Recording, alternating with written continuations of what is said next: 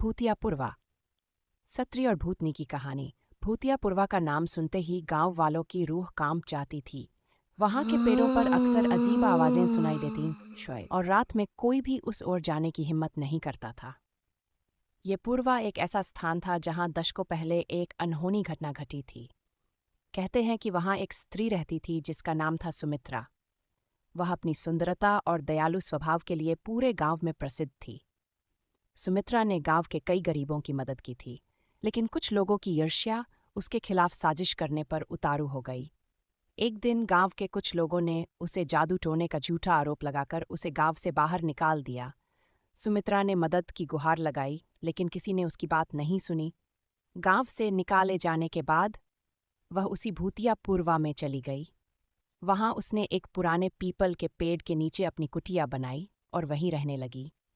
कुछ महीनों बाद गांव वालों को खबर मिली कि सुमित्रा की वहां एक दर्दनाक मौत हो गई। उसके मरने के बाद उस क्षेत्र में अजीब घटनाएं होने लगीं। रात में स्त्री की रोने की आवाजें, पीपल के पेड़ से किसी के झूलने की छायाएं और हवा में सुमित्रा का नाम गूंजने लगा। लोग डर के मारे उस रास्ते से गुजरना बंद कर चुके थे। कुछ साल बाद गांव में एक और रहस्यमयी औरत दिखाई दी, जिसे लोग भूतनी कहने लगे। ये औरत रात को गांव में घूमती और जो भी उसे देख लेता उसकी तबीयत बिगड़ जाती। गांव के बुजुर्ग कहते थे कि ये औरत सुमित्रा की आत्मा नहीं बल्कि कोई और दुष्ट शक्ति थी, जिसने उस क्षेत्र को अपना बसेरा बना लिया था।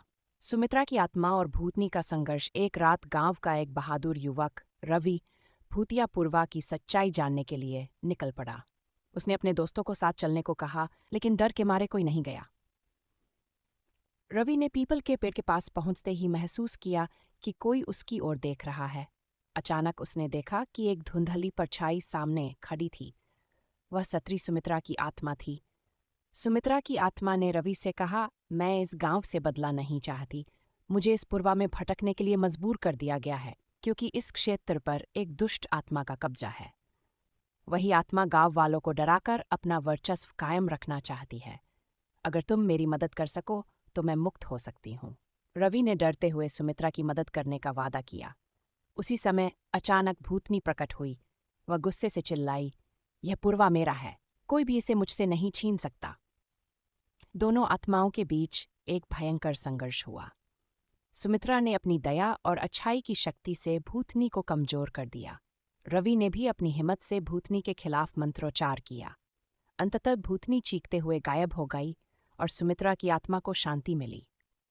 भूतिया पुरवा का नया अध्याय। उस रात के बाद भूतिया पुरवा फिर कभी डरावना नहीं लगा। लोग वहां जाने लगे और उन्होंने पीपल के पेड़ के नीचे एक मंदिर बनवा दिया। सुमित्रा की कहानी गांव वालों के लिए एक सबक बन गई। कभी भी निर्दोष पर अत्याचार नहीं करना चाहिए। आज भी भूतिया पुरवा के पास से गुजरने वाले लोग सुमित्रा के प्रति सम्मान प्रकट करते हैं।